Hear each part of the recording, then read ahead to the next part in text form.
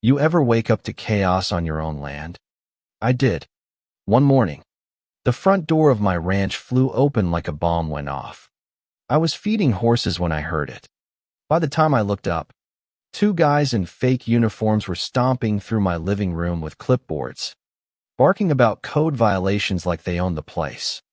The thing is, they didn't know who was sleeping inside. Let me rewind. My name's Clay Rollins. I run a ranch in Iron Ridge County, Texas. Land's been in my family for 3 generations. Quiet life. Chickens. Cattle. Early mornings and long nights.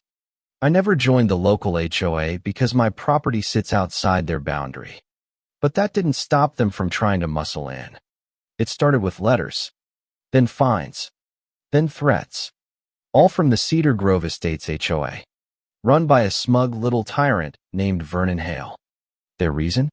They claimed my fencing didn't meet their aesthetic guidelines even though their rules didn't apply to me. I laughed it off. Sheriff didn't.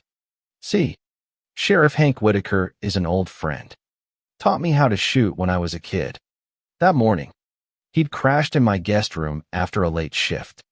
Still had his badge on. Still armed. So when those fake HOA patrol guys broke in without a warrant, they had no idea they were about to run into a napping lawman. I was at the barn when I heard his voice from inside. Calm, deep, and deadly serious. You just made a big mistake. I dropped the feed bucket and sprinted. Sheriff was already on his feet, revolver drawn, badge in his other hand. One patrol guy dropped his clipboard. The other reached for his belt, and that's when a third man walked in.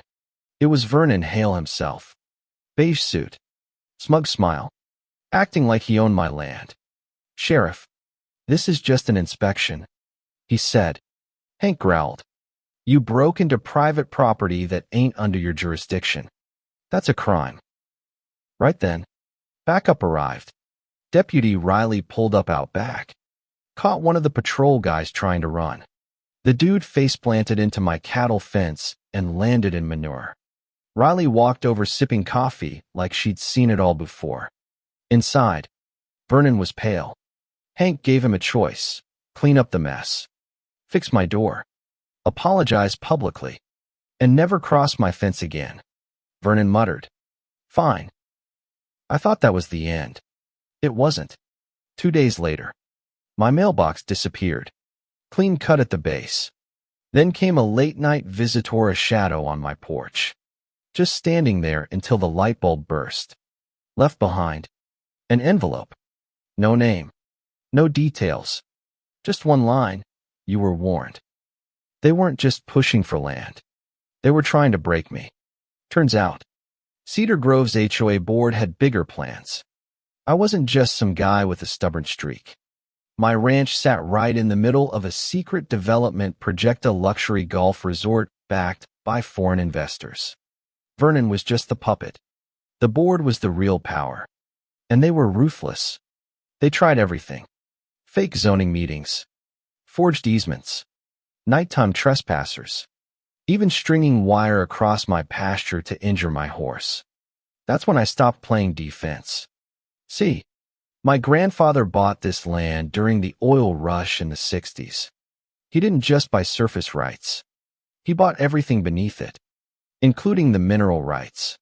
So I filed an official motion to activate them. And when the HOA board found out I could legally drill underneath their subdivision, they panicked, sent lawyers, sent more threats, even tried to build a road across my pasture using a forged permit. They showed up with bulldozers, but I showed up with the sheriff. Hank had already reviewed the documents. The signature belonged to a county official who retired months ago. Within minutes, deputies were cuffing Vernon Hale for felony forgery. The workers fled. The machinery shut down. I thought that was the climax. Nope. That night, I got a message: you got Vernon. But we're not all gone. See you soon. It was the board. And the next week, they buried me in lawsuits. Dozens of them. Noise complaints, safety violations, even emotional distress. They weren't trying to win. They were trying to drain me dry, but they underestimated one thing. Community. Neighbors I hadn't seen in years showed up. Some brought hay. Others brought cash. A developer named Lila Kane, who once sat on the HOA board, handed me a thumb drive full of internal emails. Turns out, they had faked the violations, planned everything, and when the state attorney got wind of it, 4 board members were indicted. Vernon, still facing charges. As for my ranch, the county approved my petition to register it as historical land. Can't be rezoned. Can't be annexed. Not ever. The night we celebrated, we lit a bonfire and roasted marshmallows while the kids danced and the dogs barked.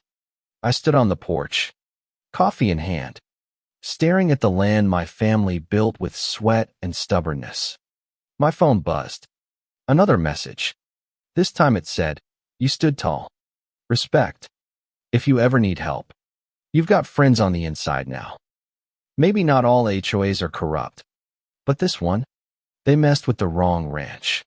And I got one thing to say. If you've ever been through an HOA nightmare, drop your story in the comments. I want to hear it. Because when neighbors stick together, even the biggest bullies fall flat.